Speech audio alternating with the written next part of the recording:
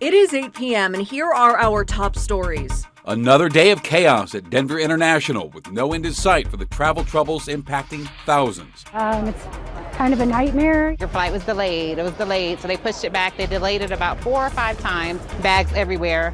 I was like, I can't deal with this. Southwest is sticking to its story, blaming the weather, but others say the real problem is something much more complex. Our IT infrastructure for our scheduling software is vastly outdated. And while many travelers never got off the ground, their luggage did, and some say it will take weeks to get the luggage back. It'll go to Buffalo, be sorted, be sent back here, be sorted, and then we can get it back in probably be about 2 weeks. Thank you for watching Denver 7 on Local 3. I'm Amy Wattis. I'm Shannon Ogden. We're glad you're with us tonight. Things are not getting any better at Denver International Airport. Southwest Airlines canceled more than 50% of its flights there today. It's already canceled about 60% of its flights tomorrow out of Denver. Now, FlightAware.com says in total, more than 350 flights were canceled today. This is just a DIA, and most of those, yes, coming from Southwest. And it's not just the passengers who are stranded. Their luggage is too. Hundreds of bags are just sitting and waiting right now at baggage claim. Denver 7's Patrick Perez live once again at DIA. It's going to be a while before people get those bags back. It really is, and you can see for yourself why. This sea of luggage just continues to grow tonight with multiple cartloads showing up here in just the past hour. We're seeing hundreds and hundreds of bags here, but there are probably, I want to say maybe just 1,000 here in baggage claim. Passengers that we have spoken with tonight tell us that they have heard from other Southwest employees that there are thousands of bags here at the airport that we just can't see for ourselves right now. I did ask the airline that question, just how many are here. They could not tell me, but they say that the number is significant. Now, the line also to file a lost baggage claim has remained hours long tonight, although I will say we've seen it fluctuate and it is a lot shorter right now. I'm going to estimate there's probably still an hour-long wait just to talk to somebody. Many of the people in line are Denver residents who checked their bags but never got on a flight because it was canceled. They're being told their bags first have to go to their final destination before they can get them back. They were both sent to Louisiana, and so we're trying to get them shipped back here. We spent 3 hours here yesterday and finally just gave up, and now we're here today and the line's much shorter, which is good, but still, it's been an awful experience.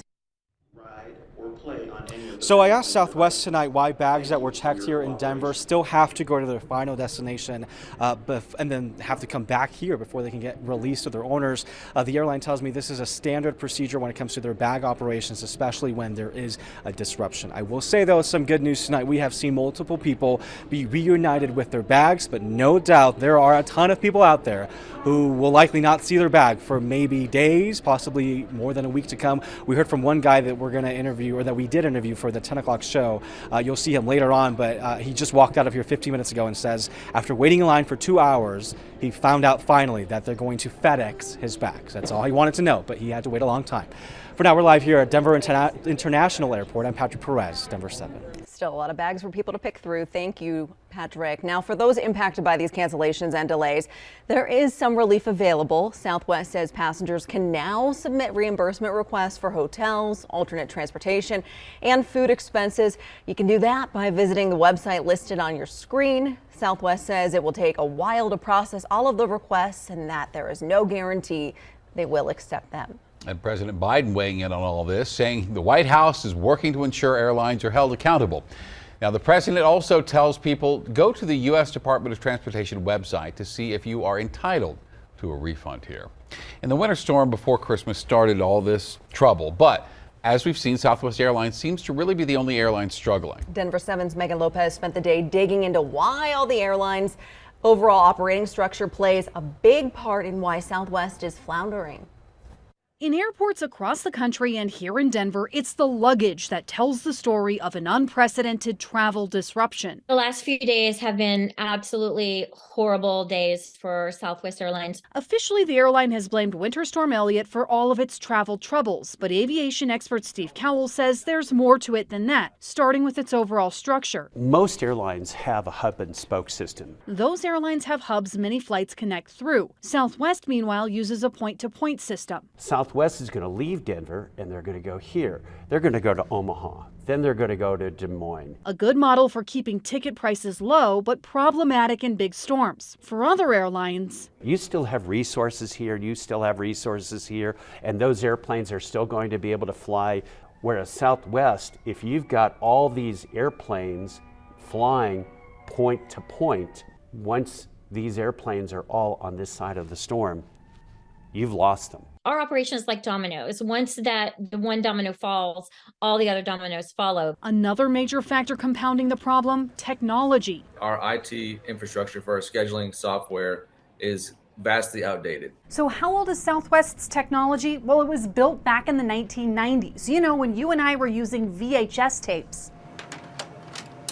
So that system was before DVDs, it was before streaming and cloud services, and technology has come a long way since then. And they just, for whatever reason, haven't seen the reason to invest in their infrastructure. An email circulating amongst Southwest pilots reads in part, quote, Southwest Airlines has imploded. Their antiquated software system has completely fried. Planes are parked, crews are stranded. They don't know where we are. They don't know where airplanes are. The email goes on to say crews can't get hotels and are sleeping in airports alongside passengers. Embarrassing is an understatement, it reads. In 24 years, I've never seen anything like this. Heads need to roll. Denver 7 wrote Southwest with pointed questions about its structure and technology, but was sent a generic statement back. Despite all of this, Steve hopes this was a one-off and says with some updated technology, the model will work. Given everything that we've seen over the past week, do you still have faith in Southwest's model and Southwest in general? Absolutely. Absolutely. I really do believe in that airline. Megan Lopez, Denver 7. Southwest sent out a statement today saying it is going to fly 1/3 of its routes for the next several days to get things on track. It continued to blame the extreme weather. However, it made no mention of its older technology that crews say is the real problem here. And speaking of weather, it is a weather action day today. Chief Meteorologist Mike Nelson now tracking rain and or possibly snow, Mike. Indeed. Now today was beautiful. We had temperatures in the low 60s in Denver, 70 out in the eastern plains at Ray, and it's still very mild, 45 degrees in Denver, and in the mountains still in the 30s. But we have snow rapidly pushing into the Colorado high country. Heavy snows falling out west of the Continental Divide. Winter weather advisories for the northern and central mountains until 5 a.m. Thursday. Winter storm warning for the San Juans and the La Garritas for up to 20 inches of snow as a strong Pacific storm comes in. Different than last week's, which was an Arctic cold front. This one's coming in from the west coast, so it's a warmer storm, but chock full of moisture. You can already see some of that snow getting as close as the Vail area and just to the west of Boulder. Tomorrow, by this time, it will be in the I-25 corridor, dropping snow in Denver. I'll let you know how much to expect coming up in about 10 minutes. The Supreme Court ruled today to keep Title 42 in place for at least the next few months. Title 42 is the immigration policy put into place during the pandemic, limiting migrants' ability to claim asylum. Last week, 19 states filed a lawsuit to try and prevent the policy from ending, asking the Supreme Court to weigh in. In a 5-4 ruling today, the High Court agreed to keep a lower court stay in place and to hear oral arguments in that lawsuit in February. Now, the Department of Homeland Security says that if the policy were to be lifted, up to 18,000 migrants would cross the border every day. And Colorado has launched a new fund to help the hundreds of migrants arriving here every day. It's called the Newcomers Fund, and specifically it's designed to help those who are fleeing their homes from South and Central America. Another 140 people arrived overnight in Denver, and the city now has served nearly 2,300 migrants since they began arriving in large groups earlier this month. And we have a link to that new fund and how you can help the migrants on denver7.com. Colorado's new alert for missing Indigenous people will launch this Friday. It's called the Missing Indigenous Person Alert, or MIPA. In order for an alert to be sent out, the person must be reported missing, they must be Indigenous, and there must be enough information to believe that issuing an alert will help find the missing person. Colorado is the second state after Washington State to create this type of alert. The Tri-County Health Department will dissolve Saturday, and then on Sunday, Arapahoe, Adams, and Douglas counties will all transition to their own health departments. Tri-County Health has been serving those three counties since January 1st, 1948, so it will close one day shy of its 75th birthday.